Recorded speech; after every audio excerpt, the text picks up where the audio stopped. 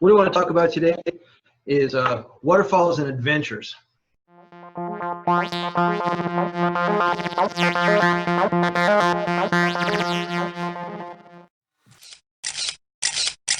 Waterfalls are magic, man. They're a lot of fun to photograph. Some of your best images are going to come out from being waterfalls and from being landscapes.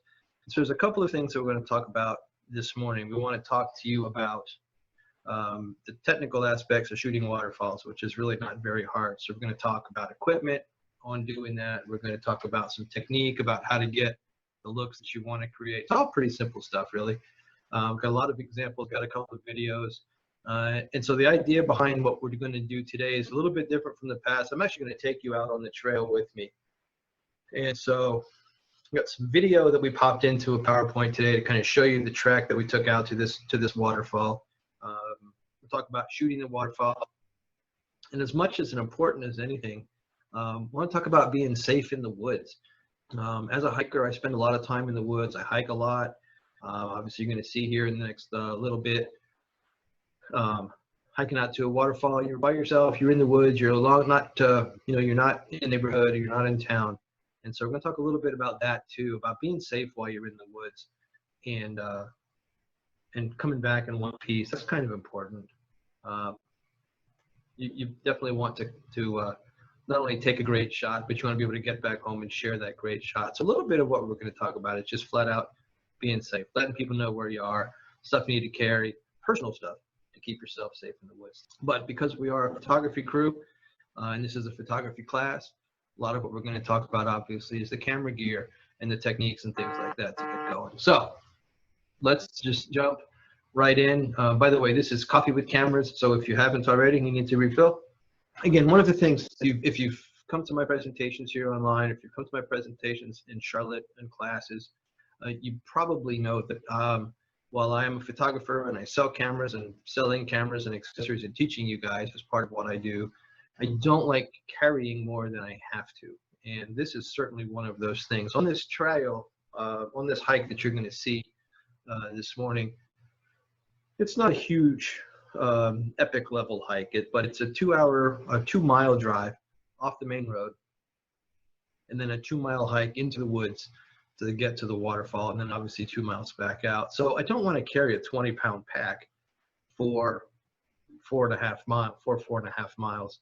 That tends to kind of kill the fun factor of what I'm trying to do. So traveling light is the first thing. So I've got some really kind of some specific gear recommendations on how to be able to capture what you're looking to go. So you're going to go in, you're going to hike to this waterfall, you're going to walk to this waterfall.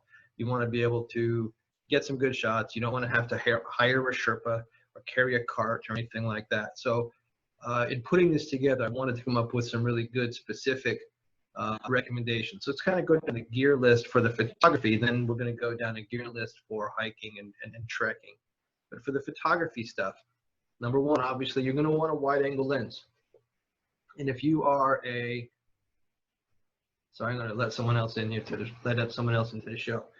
So if you are a crop sensor photographer, so you're shooting with a Rebel or one of the Nikon 3, 5, or 7 series cameras, or maybe one of the Sony 6000 series cameras, the Olympus Micro Four Thirds cameras, anything that's a crop sensor camera, your lens choice is going to be one of these 10 to whatever, maybe a 10 to 18 or a 10 to 22 or a 10 to 24, but you want to get down to that 10 millimeter range to get a good wide field of view. And if you're shooting with your standard 18, it's going to be fine, but really you're going to get better results by going wide, and that gets the big impressive sky and shows height and shows magnificence. And so the wider the better. If you are a full frame photographer, so any of the Sony 7 series cameras, Canon 5s or Canon 6s, Nikon 750s or 800s, if you're into a full frame camera, that's when you're going to want something around 14 or 15 millimeters. And if you want to use a zoom, something like a 14 to 24 or a 15 to 30. A lens that I have really become enamored with because it gives me a good small size is this one from Rokinon. The drag is I can't put filters on the front of it, and I've mixed feelings about that. But as a, I mean, you can, but they're not a simple, filters are not a simple solution for this 14 because it is so wide, and you see that petal hood. But what I like about this lens a lot is it's super wide. It's one lens, it's fairly small. And so a lot of the shots that you're going to see on this were shot with the Rokinon 14. The other cool thing with this lens is that they are fairly inexpensive, even though they will made up electronically to your camera. They're manual focus, but they're lightweight. They're under 300 bucks in most cases, and so these are pretty sweet. And if they're also terrific for astrophotography, which is not anywhere in my wheelhouse. But if you have the need for a good, inexpensive, super wide, definitely take a peek at the Rokinon and Samyang options. So that's first step. It's a good wide lens. The next one, you want a tripod. And I specifically put on here a tripod with a ball head. And the reason that you want a ball head is really pretty simple, is that one control is going to allow you to set up the camera. You know, the old school three-way heads, you kind of had a handle here and a handle here and flipping things back and forth, and it gets to be complex. Turn it, all I got to do is loosen that knob, adjust my camera where I want it to be, tighten that knob back, and you're done. You're good to go. This tripod is the one that I have recommended here, the XCM 5.2 ProMaster XCM. This is a 5.22, not a 5.25. A little bit smaller tripod, but what I love about this, it's this big. You see, it's not small. I mean, it's not huge, but with a quick, I can get almost, not quite, but almost full length. And when I'm using this tripod, I'm shooting landscapes and I'm out in the woods. I'm not worried about being able to come up fully to eye level. This tripod, rarely do I extend the legs out very far. I extend out. What I love about this thing is the legs are all independently adjustable. So if I'm on uneven ground, and you'll see a slide here in a few minutes about this, I can arrange and set up for that. With the ball head, I have a level built into it, so I can get my camera level and straight right away. And then what I got when I purchased this is I got a ground level adapter. So you see this tripod has no center column. What that allows me to do is this thing will lay completely flat to the ground. And I'm only this far off the ground. So my camera, I can literally put 5 inches off the ground for that super low, super wide shot. So I really have become a fan of this tripod as being light, small, and capable enough for what I want to do. Whether you use aluminum or carbon fiber, man, that's completely up to you. I bought this one in aluminum. I'm not a huge fan of super light tripods, super light, because you want some mass to kind of eliminate shake. So I'm cool with it being small enough and being aluminum that I still have good support. Another option to that, which I have mixed feelings about. I've had this thing for a while. I've beaten it around. I've taken it different places here and there. And that is this is from a company called Glide Gear, and it's a lay low plate. And you see, it's just a piece of aluminum with 4 adjustable legs. And so I can take my lay low plate. I've attached a ball head to this as well, and one control, and I can set my camera wherever I need it to be. But with a lay low plate, I can set this on a rock, I can set this on a ground, I can tie it to a fence post. So places where you can't use a tripod, if you're traveling especially, this definitely is part of my travel kit.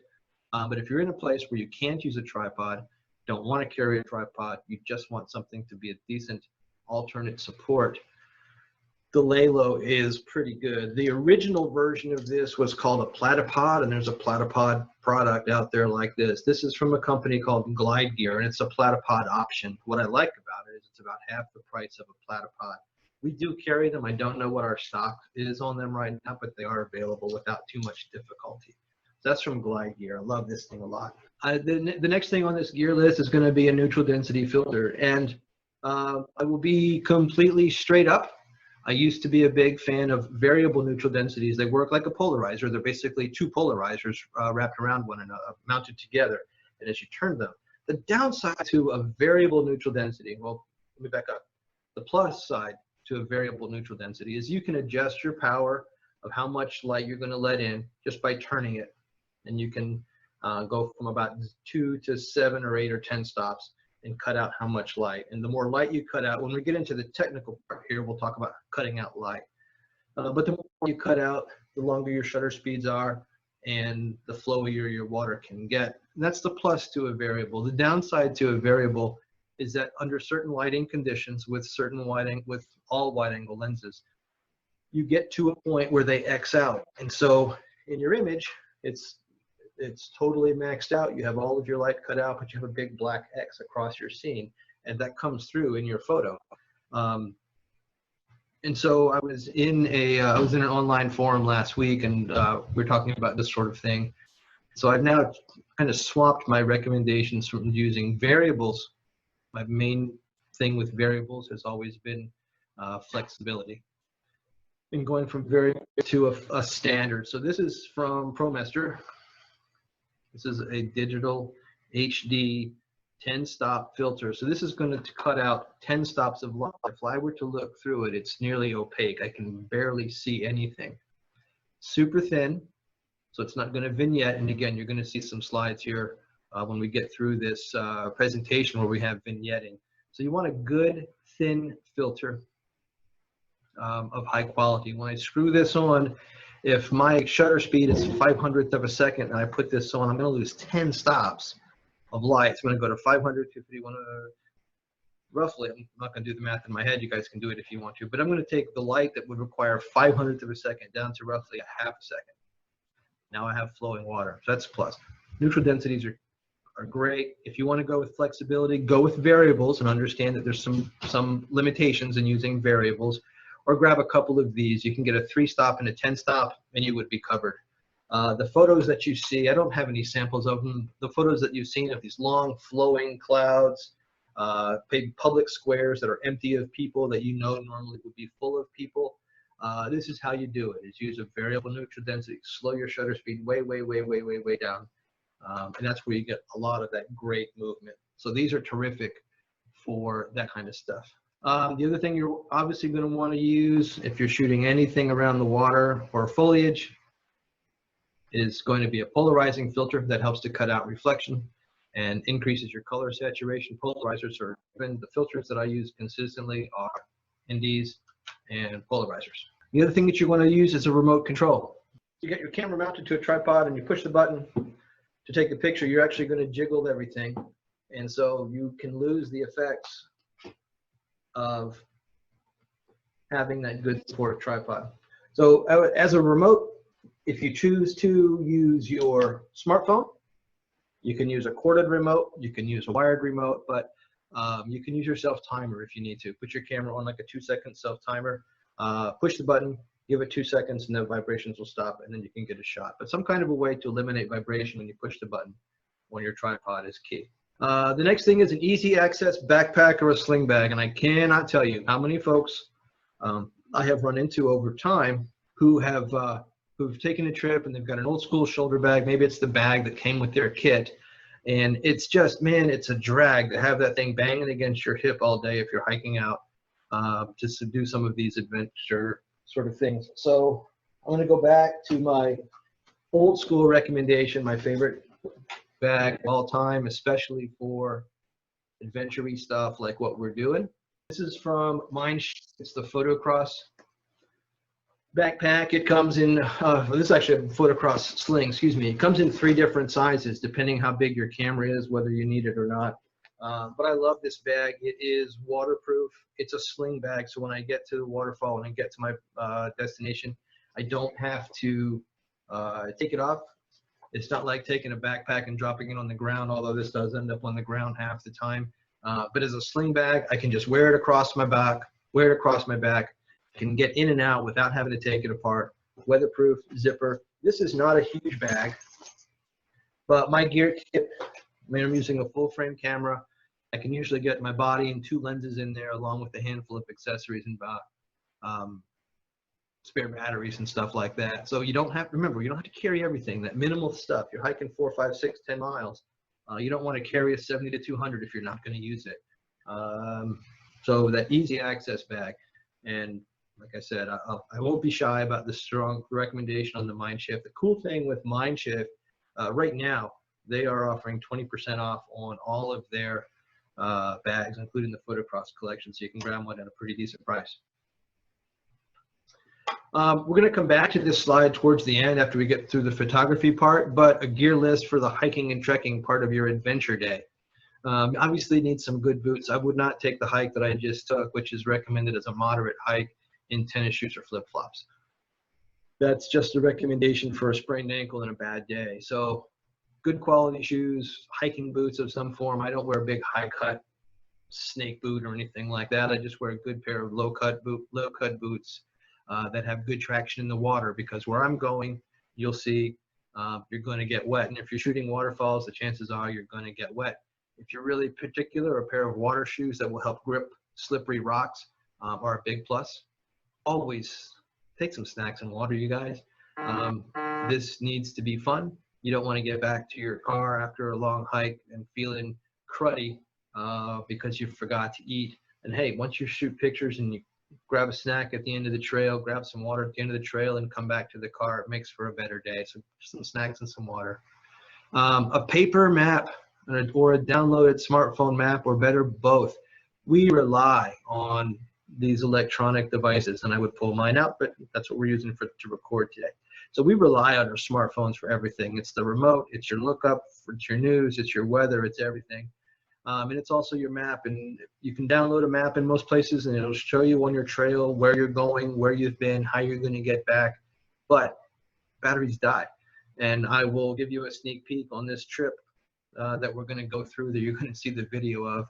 I was busy recording and I missed a turn, and I got about 800 yards down the trail and realized that I had not seen this part of the trail today, and I was able to look on my GPS and turn around and figure out where I was. It wasn't a huge loss, but it was kind of embarrassing. I'm glad I was by myself and I can share it with you guys. But having a download map on your smartphone is the starting point, but supplement that, especially if you're in an area where you've never been before, supplement that with a paper map. Know how to read it and keep that with you too. And we'll talk about the 10 essentials here in a minute. So here's a quick video I shot on the trail as we were heading out. We are hiking today to a brand new waterfall that we're able to do today. The garden has about 1,000 waterfalls in this immediate area. This is a fall I've never visited before. It's about a 2-mile hike into the fall. Should be there about halfway in right now. All right, so there's our start point on the trail that we were at. So then there's some shots along the trail as we go along. So one of the things, if you're hiking in the woods, you've never been there before, is know what trail you're on. This blaze, this was the blaze, this orange blaze is what I followed for most of my trip. And I knew from my map and from my research I was going to take the orange trail to a junction and then to a yellow trail to a junction. So it's easy to follow and know where I'm going. You want to kind of understand where you're going at. So here's just kind of some scenes along the trail to where we turned. A log bridge that we had to cross. There were about 7 bridges that I had to cross, I think, on this trip. Just like I said, just kind of some scenes along the trail. A couple of more, and we're going to come back to these flowers in a second to kind of give you some ideas on this. One of the things about getting a good day, so that waterfall that you're seeing now, that is that's the fall that we that I hiked to. That's kind of the first view that we had. A couple of quick points about setting up an exposure, the camera part of what we're doing.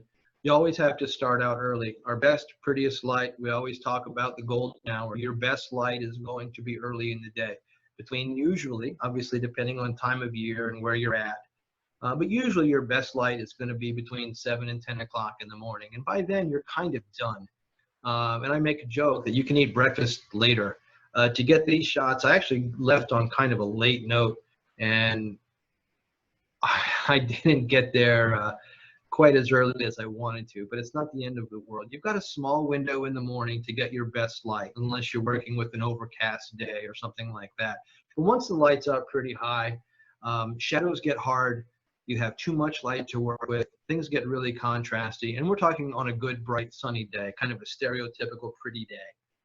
If it's an overcast day, then you know the bets are off, and your shooting day can kind of extend out. But the point is, You want to plan your day and plan your time so that you are on site where you want to be fairly early. Maybe that means you're leaving the trailhead in the dark or early or gloom. Not the end of the world. If you're comfortable with it, wear a headlamp and you're good. So you want to start early to get your good light. Here's my camera setup anchor points to get started. So I'm going to shoot almost my lowest ISO. So on my D750, I'm going to go to ISO 100, and I'm going to turn off auto ISO. So I'm locked in at 100 ISO. I shoot these in aperture priority. If I have anything but a Canon, I'm shooting in the A mode. And if I have a Canon, I'm using AV. And I'm going to start at f11. I might end up at f16. I might end up at f14. I might end up at f22. But I'm going to start on that far end. I want as little bit of light coming through my lens as possible. Remember, I've got a little light coming through the lens because of f11. I've got a little light coming through the lens because of ISO 100. And I've got a little bit of light coming through because I'm cutting out 10 stops of light. All of those three things together are going to conspire to give me the longest shutter speed that I can, and the longer the shutter speed is, the flowier the water is. I'm using auto white balance. Remember, I don't shoot in raw. I'm just going to use auto white balance, and I'll make some tweaks when I adjust if need be. If you want to shoot raw, totally cool. You can do that yourself. My camera is mounted on the tripod. I have my remote control. Remember, if you're using a stabilized lens, to turn your stabilization off, because when you're on a tripod, you don't need it. And you don't want the stabilization system fighting with the tripod to minimize movement that you don't have. So whenever you're mounted to a tripod, make sure you click off the stabilization. And I turn my highlight warnings on. The reason I turn my highlight warnings on, those are those little blinky things that you see sometimes. I turn my highlight warnings on so that I can see if my water is overexposed. So there's my basic settings. Everything's working towards the goal of longest shutter speed that I can get. The longer shutter speed that I can get, the flowier my water is going to be. Some of you are already asking yourself, you haven't asked me yet, but I'm waiting for it, why not just shoot it in shutter priority and go to shutter priority and pick a long shutter speed? The downside to that, if I pick 2 seconds and I allow the camera to set ISO and aperture and everything else, it might be that even at f22 and even at the smallest ISO, 2 seconds is too long. And so we've started off the chart, so to speak, if I just pick a random number there. By shooting in this method, by starting off with low ISO and a tiny aperture, I'm automatically going to get a long shutter speed for the light that I have. I'm automatically going to get the correct exposure without having to worry about overexposure. And then I can adjust from there, and I can tweak stuff to try and get slower, but I'm always going to start with a proper exposure by doing it this way and allow the camera to make adjustments. So here's kind of a couple of quick setups. Let me move the chat window so I can see what I'm showing you. So you see that first picture here with the camera mounted with the 14, and you can see my tripod. I'm actually, this log that I'm sitting on is kind of on an angle like this. So I've got the legs at all three different directions so that my camera is nice and level. And you see here, not all of your cameras will have this, this display, but when I'm shooting in live view, I can turn on this this virtual level, and it will tell me if the camera is level. If I can't see, or if I don't have a tripod that has a built-in bubble level, I have an electronic level here. This is just a snapshot from something later in the day, but this is kind of the setup that I'm using. One of the things is I'm not careless with my gear, you know, but my cameras are tools, and so I don't necessarily baby it. When I got home, this thing was pretty filthy, to be frank. But putting it on a weird angle, putting it down low, putting it near the water, it's all part of coming back with a shot that is different and better. And that should be our goal, right? Is something that is uniquely yours.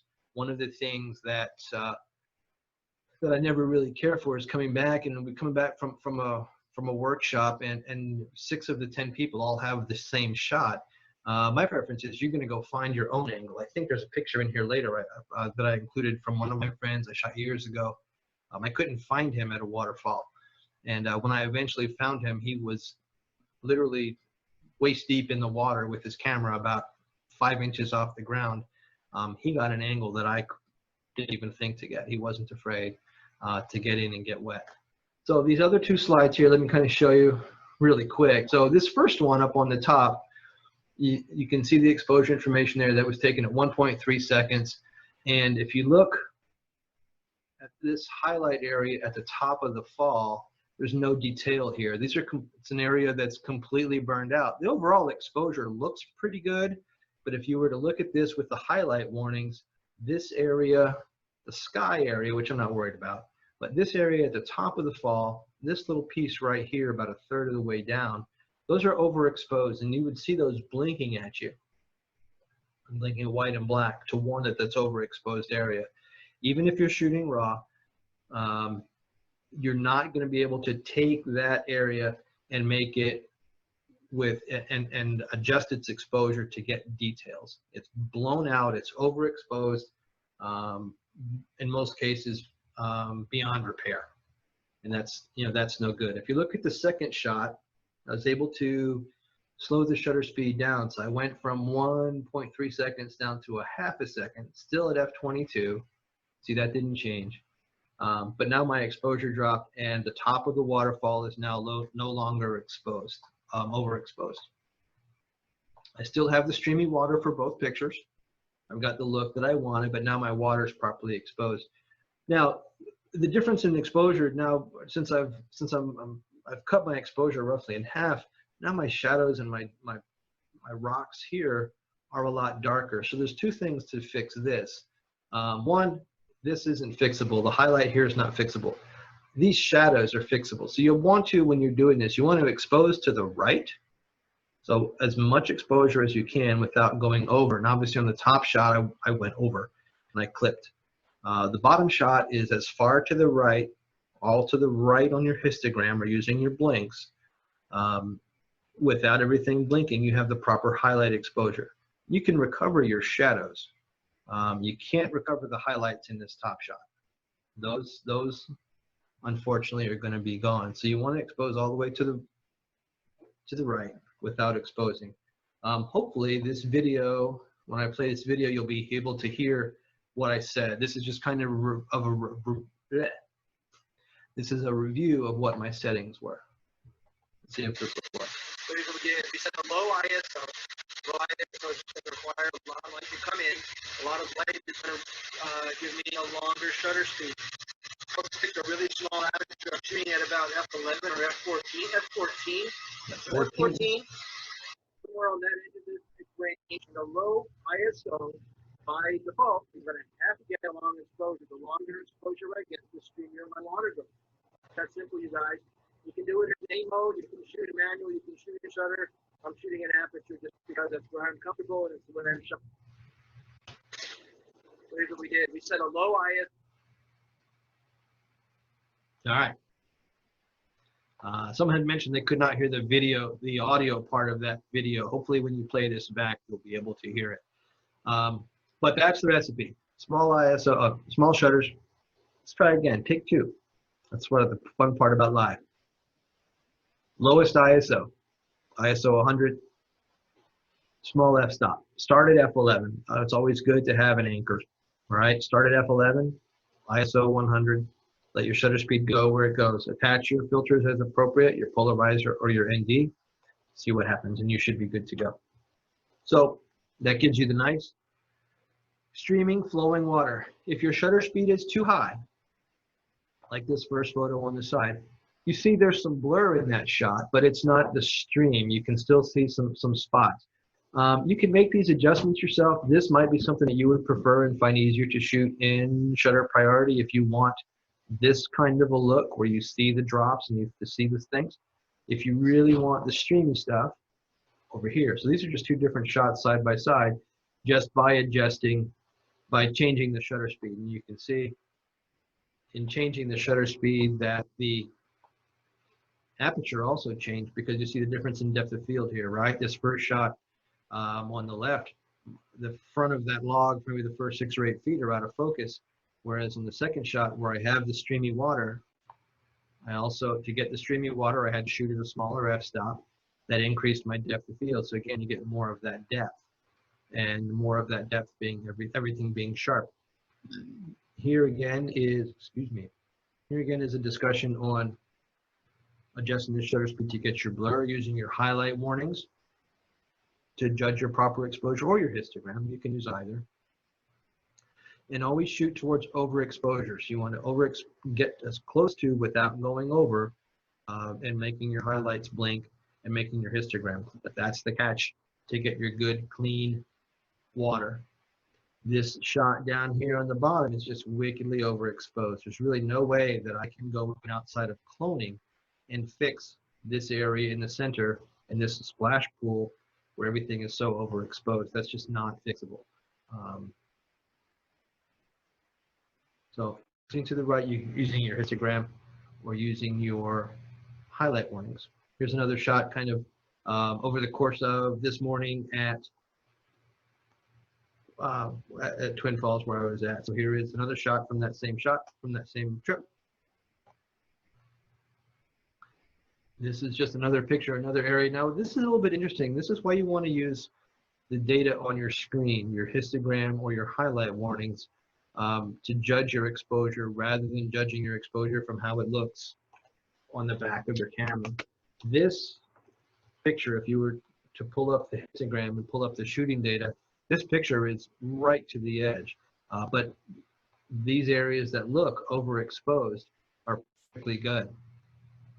And so there's as much detail. The screen blows it out a little bit, but in a finished print, they look just fine. And so using your data, not just looking at the screen and judging, oh, that looks good. For this, if you want your water to be as clean and bright as it is, if it's accurate, use your histogram or use your highlight warnings. Here's a shot I was telling you about before about my friend Chip. Chip was a professional wildlife and nature photographer. He took me out on a trip one day. This is about a 5-mile hike through the river to get to this particular spot. I was wandering around getting my shots. I couldn't find him, and I looked down. I see the guy sitting in the bottom of the river. This is when he walked up to me after he took these shots. He goes, "Yeah," he goes, "up there at the top." He goes, "There's a park up there. It's where I drink my coffee." But he wanted to get a better picture. We could literally have driven our cars to the top of this waterfall. He lived about 200 yards away from this spot. But to enhance the epicness of our adventure and to capture a more epic photograph, he took me on a 5-mile round trip hike up a river and through the woods to get here. So definitely the epic stuff. Look for a different angle, look for a different spot, look for a different composition, get dirty. Don't take the easy way out. That shot, he smoked me. His work that day was just magnificent. And yeah, when he told me that he drank his coffee on Sundays up on top of this hill and walked over from the house after about a 3-hour hike, it was pretty cool. It was a great day. But look for those low angles. Look for those different compositions. If you're in a waterfall workshop and everybody is over here, maybe your shot should be over there. That's something that's a little bit different. So here's the drag. You're out in the woods and you got your camera and you baby your camera and you keep it clean, you keep it in a bag and you're always good with it. It's going to get dirty. That's just nature of the beast. Don't worry about it. As long as you don't drop it, it's going to be okay. Well, while you're out and about in the woods, or better yet, even before you go and while you are prepping and when you're buying your gear, look for things like this. So you see in this first picture here, these black corners where this picture is vignetted. And that is an example of using a filter that's too thick. That's why with my NDs and my polarizers, my preference is to use the HGX filters. And if you're a B+W person or something like that, but you want a thin filter and you will pay a premium for it, just so you know up front. Our HGX, the ProMaster HGX filters that we sell are about 1/3 to 1/2 more than a regular filter, but they're also about half the thickness. And that's important when you're shooting really, really wide. You don't want the camera to see the inside edge of that filter and create vignettes. So when you're picking out your filters, pick out thin stuff. As you're shooting, let's go down here to this bottom one.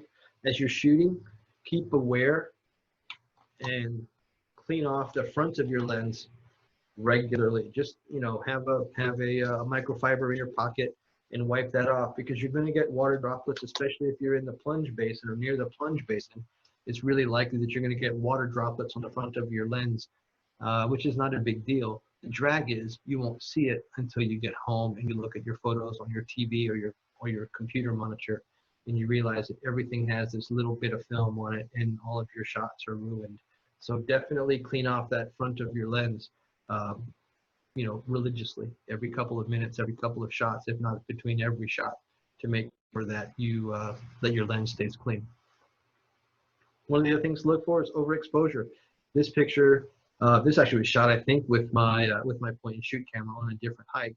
But I just grabbing a shot and you see all of this water that looks silvery. It's just plain white, and I can't fix that in Photoshop. So this is a thing where you want to pay attention to your histogram, paying attention to your highlight warnings. You know, your histogram is that bar graph thing, and I suppose I should have put that in here. I'm assuming everyone knows what a histogram is. Hit me in the chat if you don't, and I'll explain it a little bit more. So we talked earlier, we talked before of getting out, leaving early, and getting to the shot early, but by 10 o'clock, kind of your day is finished, right? Your waterfall day is finished. And you've got a 2-mile hike back to the car. It's a couple of hours. You get back to the car, maybe it's 10:30. I think on this morning I was back to the car by about 10:45. Have the whole rest of the day ahead of you. What do you do when the light goes bad? Because now the light is really hard. You've got a lot of light because it's a bright sunny day. So you can't cut out enough light to get that smooth water. Maybe you shot some isolation pictures of sparklers and spots. But you're done shooting the waterfall and you want to know what to do to shoot the rest of the day. So this is the time when you can focus on some other stuff. So maybe even on your hike out. These pictures where I shot that you see here, I shot all of them on the way out. It was a beautiful day and it was an awesome day, but it was really a crappy day for photograph. You know, photographically, light was just too hard and too contrasty.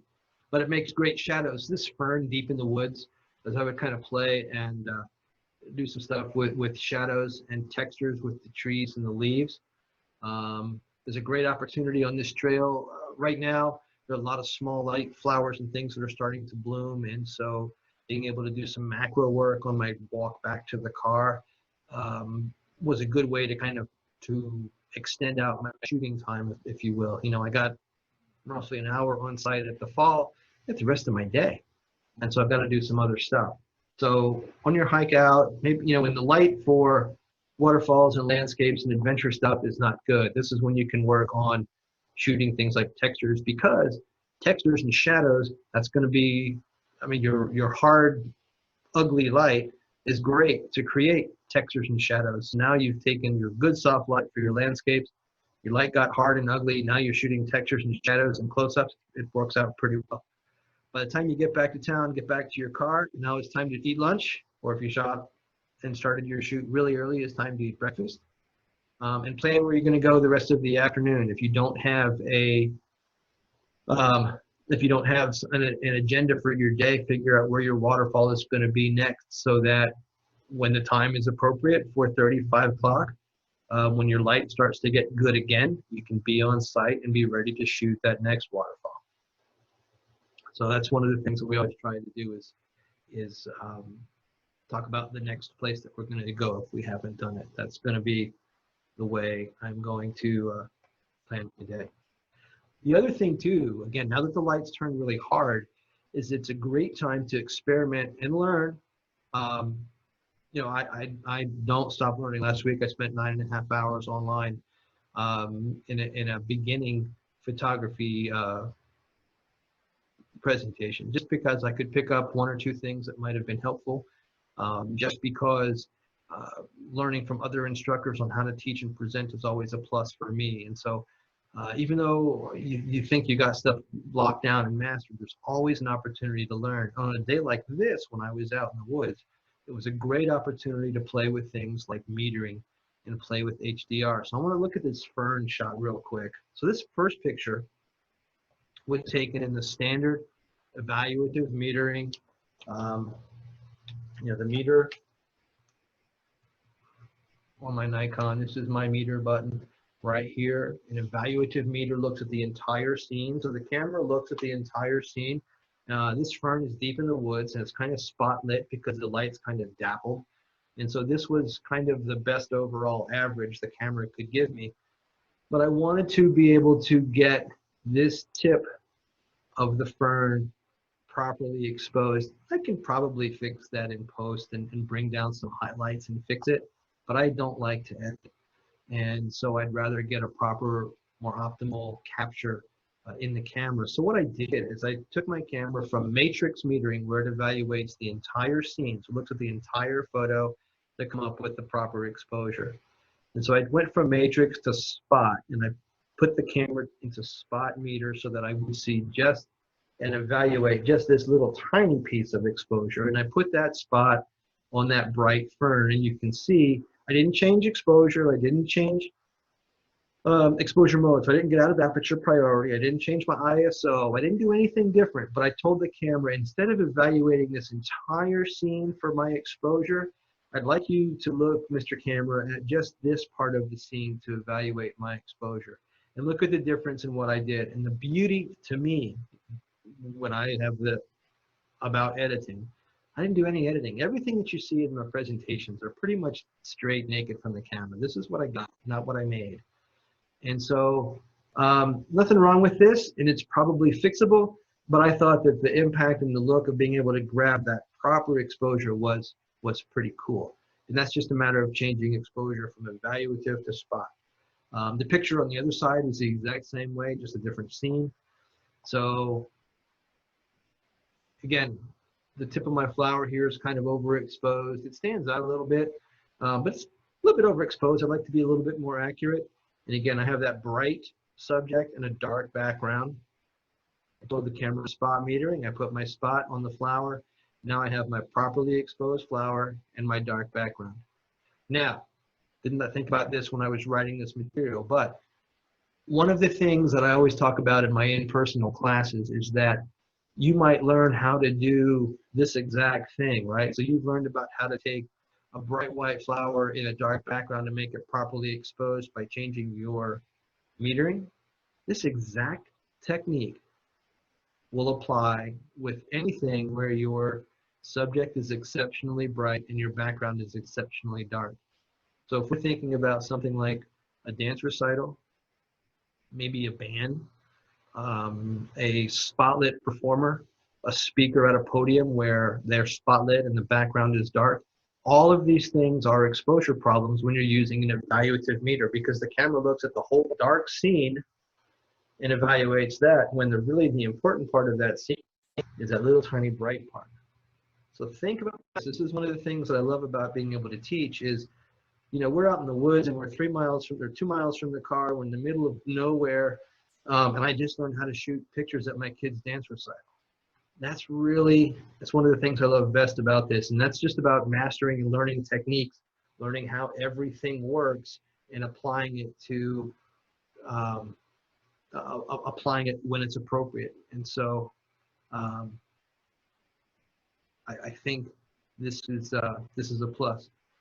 Again, someone told me they couldn't hear the audio over these videos, but I want to share this video with you too. It's kind of cool, just some background about where I was and what the area is like. One of the things about his forest, this is all second growth forest. This area was heavily logged in the late 1800s, early 1900s, and was pretty much clear cut. So this is all second growth forest over 150 years. The trail that we're on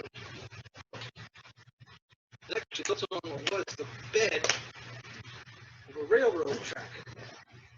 The railroads use all the lumber out of these hills.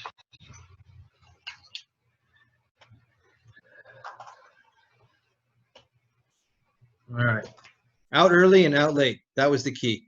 The picture of Sedona. This was kind of cool. This was at the end of about, so this, I like, photography is about telling stories, right? So let me tell you a story about this one. My friend Walter lives in Phoenix, and I went out to visit him a couple of years ago. And he says, yeah, we're going to get in the car. And I got this buddy that lives in Sedona, and he's going to tell us where to go. And so we go to his buddy's house, and this guy is really cool. He does sculpture, and he's a photographer, and he's about 86 years old. So we asked him, where should we go? What should we do? He goes, well, if y'all don't mind, I'm going to go with you. So he jumps in our Jeep, and we head off into north of Sedona, from Sedona to Flagstaff. Y'all, we drove about, without exaggeration, we drove about 550 miles that day. It was insane. We were, I don't know where we were, but we got back to Sedona. This was really late. I did not think I was going to be able to capture a shot. This is actually the moon rising over Sedona. Never put your camera away. When you think you're done, you're probably not done yet. I did not think I was going to be able to get this. And in fairness, I did have to edit it a little bit. But this has become one of my favorite pictures. And what's really goofy, when I first took it, I didn't like it at all. I thought it was junk. And with a little bit of judicious editing and a little bit of play, I was able to get something out of it. But don't stop. The biggest catch is always got to grab that good light. Here's the adventure part of the day. Here's my best advice when it comes to adventure and outdoors and landscape. When the pavement ends, that's where the best pictures are, man. I was going to retitle this whole presentation At the End of the Road or something like that, or When the Road Runs Out. That's where you're going to find your best pictures. If you want epic, if you want special, if you want different from what other people have done, you have to go where other people don't go. Let me back up one or two slides. So, like I said, this picture of this sunrise, Bannerman Elk, North Carolina is pretty well off the beaten path. So, from Charlotte, it's about a 2.5-hour drive. So Bannerman Elk is a town that's about this big. And drive about 45 minutes outside of Banner Elk, then get on the Appalachian Trail and hike 4.5 miles to get this. It's going to be a more epic shot if you are at places where people aren't. So when you get to the end of the road, that's when your epic day begins. This photograph here, if you've been, I've used this image of the hiker on the mountain. This is actually the same place, different day, obviously. This is the same place of that sunset from a couple of slides ago. But again, 4.5 miles, 5 miles in from the car, more middle of nowhere. These are the pictures that are going to make things special. This is the black and white is the other side of this mountain. So once I go over this mountain, the black and white view is what I'm going to see. And what you see here, these balds, this trail, if you're seeing my cursor, this is actually the footpath of the Appalachian Trail. And so you get some great stuff when you're places that people haven't been. So, but like I said, it's important that you come back in one piece. You have to be able to come back and share your awesome, epic adventure. So what we talk about in hiking and camping and things like that are the 10 essentials. I told you the basic stuff. If it's a 2-mile hike and you're fairly confident that you can get out on a broken leg in 2 miles, this is really all you need: boots and snacks and a map. But the 10 essentials that we talk about in hiking in woods, this is going to, if you got hurt or your partner got hurt and you're maybe going to have to spend the night in the woods, or you turned a wrong way on a trail and didn't realize it until it was too late. These are some of the things that you need to keep yourself safe, to get yourself home in one piece, hopefully, to be able to get help, to help yourself. These are the things that are going to help you stay safe. So some kind of a fire starter. This can be just an old school fire starter stick. A first aid kit. I carry some Band-Aids and an ace bandage with me every time I go out someplace. I have friends who carry things like air splints, just because that's their nature of the beast. Extra clothes. When I'm in the mountains and places like this, the weather can change in a heartbeat, and not always in a way that you want it to change. So at least a light jacket, depending on the time of year, but always some kind of an extra clothes. My extra clothes tend to also stay back in the car, so that when I'm done and I get back to the car with wet feet and wet boots, I've got new boots and new socks to change into. Talked about navigation with a map or a smartphone app is important. Sun protection. I live in these Columbia shirts. They're lightweight. They have a 50 UPF rating, so they're going to help protect me from the sun. They're long sleeve. so that if I'm in some overgrown brush, I can pull the sleeves down. But sun protection is important. You want to come back, you know, decent hat to keep the sun, and sunglasses are important too. A knife, man, this is going to help you fight off a bear. It's going to help you build a lean-to. It's going to help you with a lot of different stuff. So just a decent knife, not some big, you know, Crocodile Dundee knife, just a good quality folding knife that's kind of sharp. A headlamp and flashlight. We talk about this in some other of our landscape classes, having a headlamp. It's never happened to me, but I have had friends that have happened to, where they got lost and they were in an area that they were pretty comfortable in and they thought they would be fine, and they got lost and had to spend the night in the woods. That would really not be great without some kind of a lamp. An emergency shelter, this can just be one of those old school space blankets that lives in your bag so you can wrap something up in. Again, you always want to think worst case. You don't, you know, the end of your day, if it ends in a litter underneath a Black Hawk helicopter because you had to get rescued, that's really a bad day. These things are going to help you get out on your own, not underneath a Black Hawk. Food and snacks are always important. You want to stay hydrated. I'll be perfectly honest, on this day, I took just a tiny bottle of water because I was only going 2 miles. Time I got back to the car, it was really humid, and I wasn't unsafely dehydrated, but I pretty much pounded a bottle of water as soon as I got back to the car. So always carry some extra water with you. These are some other scenes from the trail that day. Like I said, I crossed, I think, 7 bridges, 7 of these wood log bridges. This one is a 3-log bridge, and it is due sometime soon to turn into a 2-log bridge. This thing snapped sometime in the past, and this 3rd log is deteriorating. And just part of the adventure on the way to and from. One of the other things about staying safe in the woods, this is whether we're shooting pictures or not, file a flight plan, you guys. Let someone know where you're going. When you leave home, if you're leaving at 2 o'clock in the morning, don't wake up your spouse or your partner and leave a note on the fridge. Just saying from experience. Let someone know where you're going to go so that if you don't come back when you're supposed to be, they know where you might be. Update them through the day if you make a change. If you tell them you're going here and then you end up going there, let somebody know. Send a proof of life picture. Some of these pictures of me as we've been going along have been my proof of life. This is a proof of life from another trip a couple of last year, I think. Doesn't have to be anything special. Just take a shot with your smartphone, text it to somebody at home, let them know that you're still alive, that you have not fallen off a cliff. This isn't for you. This is for your people back home so that they don't worry about what happened. Hopefully it's not the last picture that you ever send. I mean that humorously, but a proof of life is always a nice thing to do for the people at home.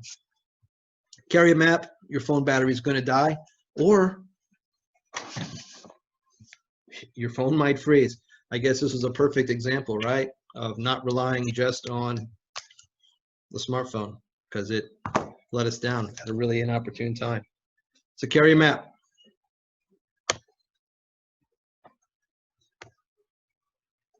That is all I have. Susan has asked about some a little bit deeper information about histogram. I'm going to pull something up from there. I'm going to show you that. But these are the ways I'd like you guys to keep in touch. Don't be a stranger. A lot of you guys have been with me for the last 6 or 7 or 8 weeks. Some of you guys have been with me for the last 6 or 7 or 8 years in Charlotte at classes. And I cannot tell you how much I appreciate you guys showing up and being part of these classes. So I put this information out because I want you to reach out to me if you have a question, if you have a problem, if you have an idea for a class. I would love to hear from you. Every once in a while, I'll give my information out to someone like, I don't really want to bother you, but I have a question. I'm like, well, I gave you the way to reach me. So here's the way you can reach me. On Facebook, you can find me if you search for Studio A Photography Charlotte, just like that. You'll find my Facebook page. If you want to find me on Instagram, I share my photos, but I also share my regular life too. Studio A _ photography, and yes, Studio A is all one word. And you'll find my stuff there on Instagram. You're welcome to follow me there as well. On YouTube, now one of the things that I want to make sure you guys all understand, on YouTube, all of these classes that we have been doing for the last 6 or 8 weeks, and certainly going forward, all of the video presentations that we make with Cardinal Camera are on YouTube. You can go to Studio A Photography on YouTube. The logo, there is a Studio A Photography guy, I think in India. But if you put the Studio in the A as one word, just like that, and you find this logo, that's me. And all of our stuff is archived there so that you can go back and view these at a later time on your own time. My cell phone is there. Feel free to drop me a text. My email as well. If you want to reach out to the store directly, you can get a Cardinal Camera Charlotte. I need to update this slide. Actually, if you go to, we have 3 different Facebook pages for Cardinal Camera. So there's Cardinal Camera, which is our mothership store in Lansdale. There is Cardinal Camera Ephrata, which is one of our stores in Pennsylvania. And then Cardinal Camera Charlotte, which is where I'm at in Charlotte, North Carolina. My store phone number and my store email are there as well. Do not please hesitate to reach out with any questions about that. I am going to leave this up. I want to dig through. I want to pull up a presentation that I have on histograms. I want to see if I can find it because it's easier to show you than tell you. Yes, Rosalind, you are correct. You have to get out. The only way to get better, you guys, is to take pictures.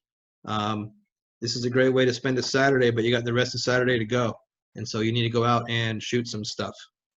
Kimberly, your question about stacking NDs and polarizers. No, I prefer not to. And the biggest reason for that is because like the shot I was showing you before where you run into vignetting and you cut off the corners, right? I'm going to show you the case for this filter. So here's how thin the filter is. It's really thin, right? This is the thickness of the case. And so if I take a filter that's this thin and I stack maybe 2 or 3 of these together, right, a polarizer and an ND, I end up with a filter that's this thick. And that's where you end up with vignetting. And so I used to stack them. And, you know, one of the things about photography, you need to, you have to be willing to grow and to change, right? So we talked about only using polarizers for landscapes and waterfalls. I don't so much use them for waterfalls anymore as I use them for landscapes. NDs have kind of become my go-to for light correction when I'm shooting waterfalls. I'll use the polarizers for landscapes because that helps out with clouds, it helps out with foliage and things like that. You need to kind of grow and change a little bit over time. I think if you stick just like this is the way I've done it, this is the way I always do it, you know, over time you just get stale and you don't do anything new and special. And this is that little chart you see on the back and you go, man, I don't know what this is. It should be in the middle. It should be to the right. It should be to the left. This is a histogram. And all it is, data representation of what your exposure is. And what I'm meaning by that is simply that overexposure, underexposure, and proper exposure is shown.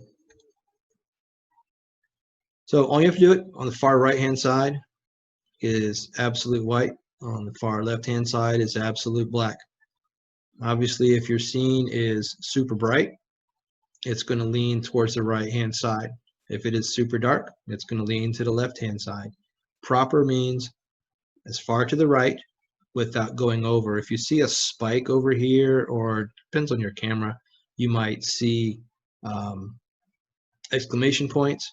If you're seeing something like that, that's when you are overexposed. So looking at a histogram is simply, this is the same scene, underexposure, proper exposure, overexposure. And once you are too far over to the right, you have overexposure and your clouds are gone, your water is overexposed, and things don't look so great. That's the catch.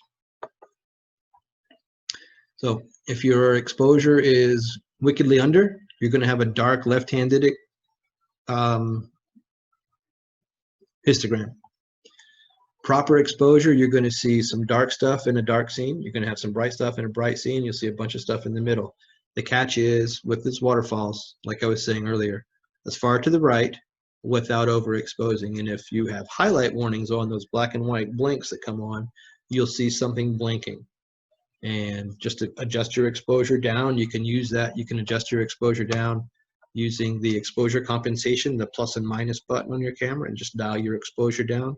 If you're shooting in manual, just adjust your shutter speed or your aperture down to decrease the amount of light until your blinks are gone. When your blinks are gone, your histogram will be proper as well. That's all, just data. Let me see. I appreciate you guys hanging out with me for this last little bit. I want to make sure everybody got it. You know, colored histograms get I get this question every once in a while, and Joel, I'll be completely honest. I have no idea.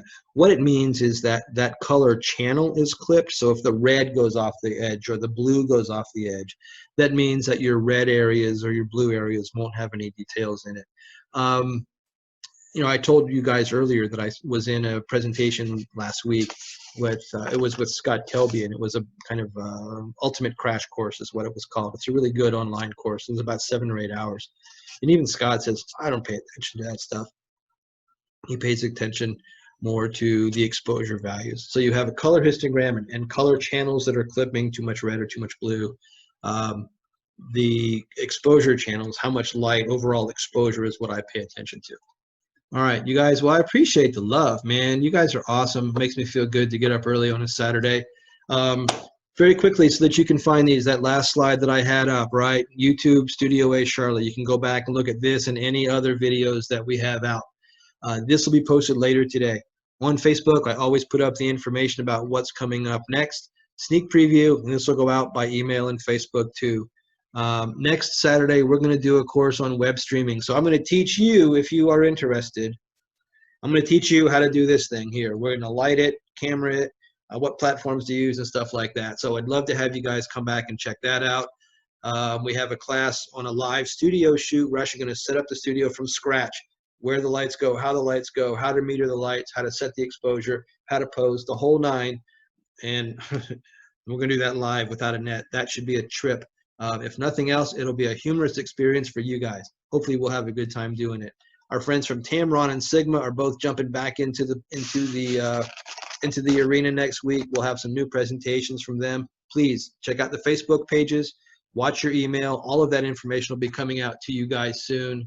I hope you have an awesome week. Thank you for stopping by. I will see you next Saturday. Thank you. The best pictures always come at the end of the road. Don't be afraid. Also, always leave a flight plan. Let people know where you are. Send them a proof of life during the day. Don't forget a map. Don't forget batteries. And always, if you're in the backwoods, make sure to carry some of the 10 essentials to stay safe.